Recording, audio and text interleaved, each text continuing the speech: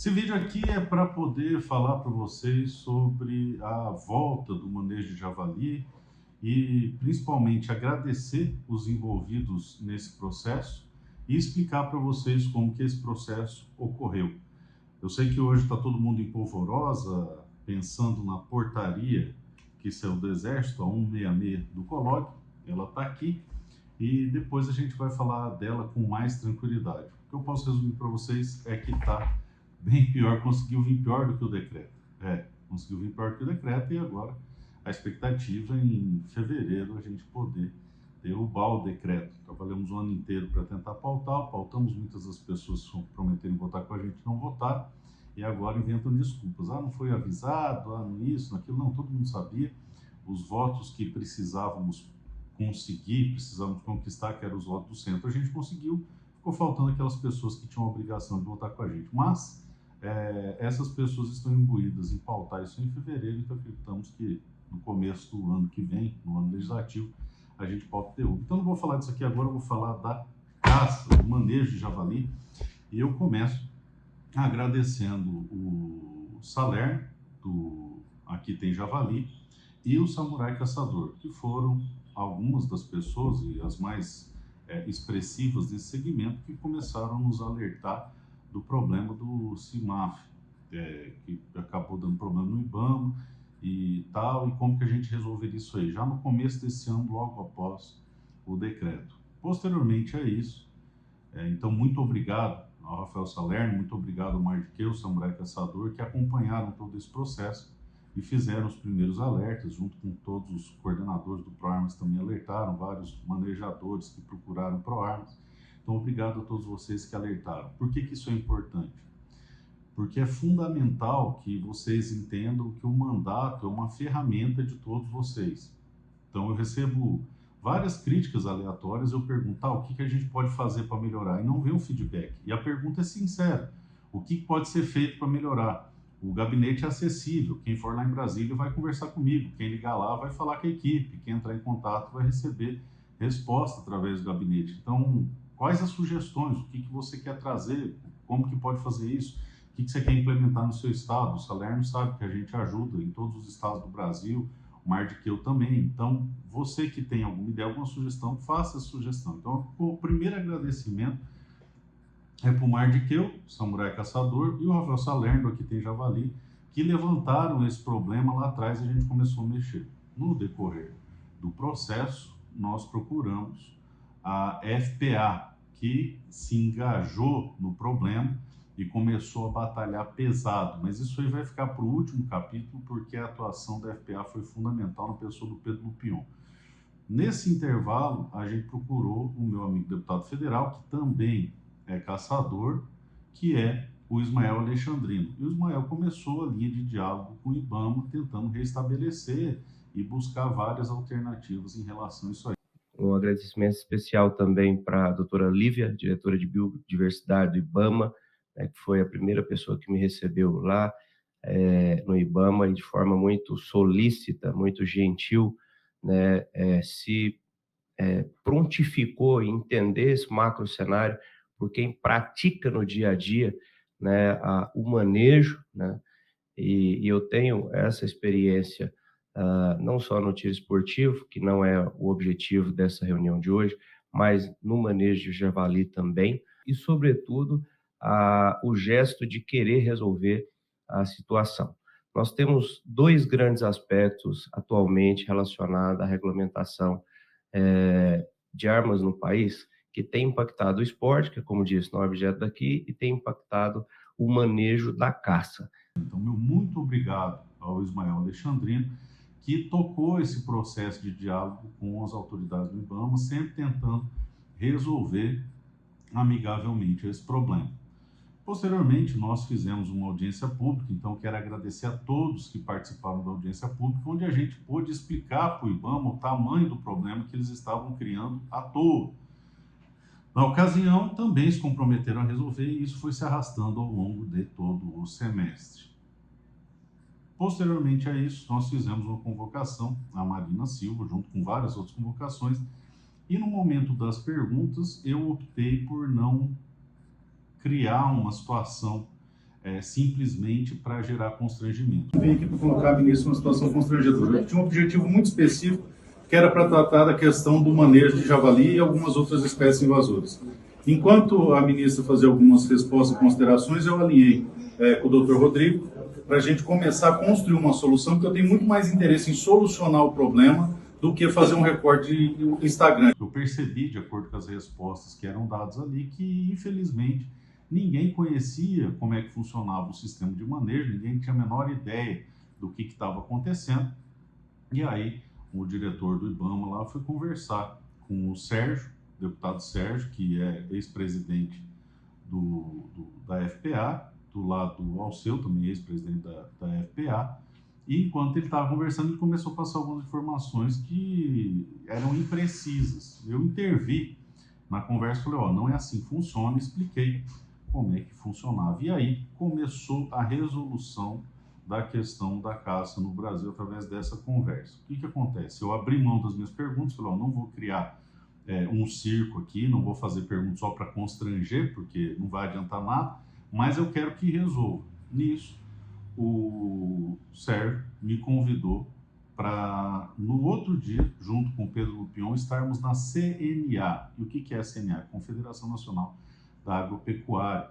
É o setor que movimenta todo o agronegócio brasileiro, é a entidade que cuida de todo o agronegócio brasileiro. Então, a FPA cuida de todo o agronegócio brasileiro no legislativo e a CNA cuida de todo o agronegócio brasileiro, representando o setor através das federações que existem em todos os estados e os sindicatos rurais que existem em vários municípios. Então, no meu caso aqui é a FamaSul e tem os sindicatos rurais, e lá em Brasília é a CNA. Pois muito bem, no outro dia a gente foi para um café da manhã, onde estava o presidente do IBAMA, na CNA, o Pedro Lupion estava lá, e foi feito o compromisso de que ainda esse ano o manejo regressaria, mas que havia um empecilho junto ao Ministério da Defesa, por causa de um problema lá de interpretação junto com o Exército Brasileiro. Depois disso, na mesma semana, ou na semana seguinte, eu, o Pedro Lupion, o Ismael Alexandrino e o Pezente, então de Santa Catarina, Goiás, Paraná e Mato Grosso do Sul, respectivamente, fomos conversar com o ministro da Defesa, que se comprometeu instantaneamente em resolver o problema. Levou os seus técnicos legislativos lá, eles entenderam a explicação, eu expliquei o que está acontecendo, eles entenderam, e o ministro se comprometeu em resolver. No dia da votação do decreto, quando nós perdemos, o ministro ligou para mim e disse que resolveria a questão do manejo. Muito bem. Eu externei que havia esse compromisso de resolver o manejo ainda esse ano, mas confesso a vocês que eu não acreditava nessa possibilidade, eu já estava bem sem esperança. Quando acabou o ano legislativo, começou o recesso, eu estava bem desiludido com isso aí. Fomos surpreendidos na data de ontem com a volta do sistema para poder emitir a guia para poder fazer um manejo. E dentro desse processo todo, é preciso destacar a atuação de um deputado federal, que é o Pedro Lupion. Esse compromisso foi construído pelo Pedro Lupion e esse compromisso foi honrado ao Pedro Lupion, que recebeu o feedback do IBAMA, reconhecendo a sua atuação e, principalmente, mostrando que cumpriram o compromisso que fizeram com ele.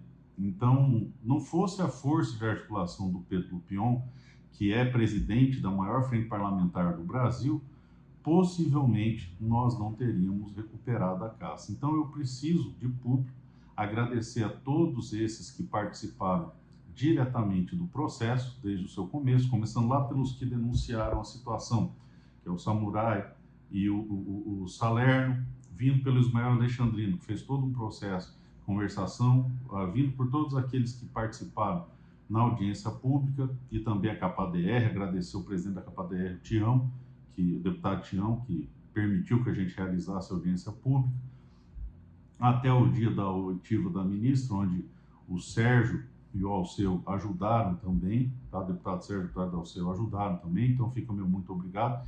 Mas, por fim, destacar também o ministro da Defesa e o presidente do IBAMA lá, mas por fim destacar que se não fosse o peso político que o Pedro Lupion representa hoje no Brasil, a força de articulação que o Pedro Lupion tem hoje no Brasil e a engrenagem da CNA, não teria resolvido o problema. O que aconteceu? A gente foi num café da manhã na CNA e aí a questão sai puramente da esfera política e passa a outras esferas de articulação, e a CNA tem um peso absurdo no Brasil. E você que é manejador, seria interessante você saber o que é a CNA, como que ela atua no seu estado, qual que é o trabalho que ela faz.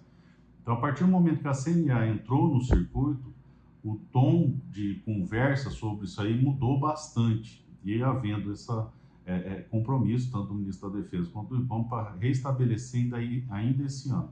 E esse compromisso foi feito com o Pedro, graças à força da CNA, que está conosco exclusivamente porque o Pedro Lupion está com a gente. Muitas pessoas se espantam, mas por que você fala tanto de agronegócio, por que você está sempre mexendo com o agronegócio?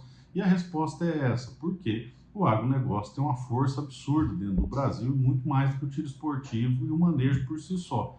Então, a gente conseguindo juntar essas pautas e trabalhá-las em conjunto, a gente vai ter muito mais força. Então, a razão de eu estar fazendo esse vídeo é fazer essa sucessão de agradecimentos e explicar para vocês ao longo desse semestre como é que ocorreu essa sequência de articulação. Foram mais de uma dezena de reuniões que o Ismael fez sozinho, reunião que eu fiz sozinho, reunião que o Pedro fez sozinho, reunião que todos nós fizemos juntos, que convergiram para essa atuação da CNA, que através do Pedro Lupion, que é o presidente da FPA, entidade Frente Parlamentar, que eu sou membro da diretoria também, conseguimos o reestabelecimento do manejo no Brasil. Tá bom? Não, não tá, tá péssimo, tá cada vez pior, mas vocês têm que entender o seguinte, o cenário é de terra arrasada, a vontade do governo é viabilizar cada vez mais qualquer atividade que envolva armamento lícito, e lícito não tem problema, eles não ligam, mas armamento lícito, aí sim, eles têm que viabilizar. Então, o nosso trabalho principal ao longo desses anos todos, até 26, vai ser de contenção de danos, tentar evitar um mal maior. É o que foi feito agora e é o que vão procurar fazer após a publicação dessa portaria que, lógico, vocês que já bateram o olho nela, viram que está uma catástrofe, tá certo? Eu vou ver se ainda nessa semana, entre Natal e Ano Novo, a gente disponibiliza um material específico na plataforma do ProArmas para que você que é membro possa ter acesso a esse estudo de caso, porque tem muita coisa esdrúxula aqui, só de bater o olho eu vi que eles passam por cima de direito adquirido, mas afinal de contas, o que é direito adquirido no Brasil, num país que não respeita sequer a Constituição? Enfim, Deus abençoe a todos, um Feliz Natal, um abençoado Ano Novo, e mais uma vez, obrigado, Pedro Lupion. Se não fosse a sua força, a sua envergadura política, nós não teríamos conseguido. Então, se tem um nome que pode ser atribuído o mérito de trazer de volta o manejo para o Brasil, o nome dessa pessoa é Pedro Lupion, deputado federal do Paraná e presidente da FPA, tá certo? Deus abençoe a todos vocês e um forte abraço.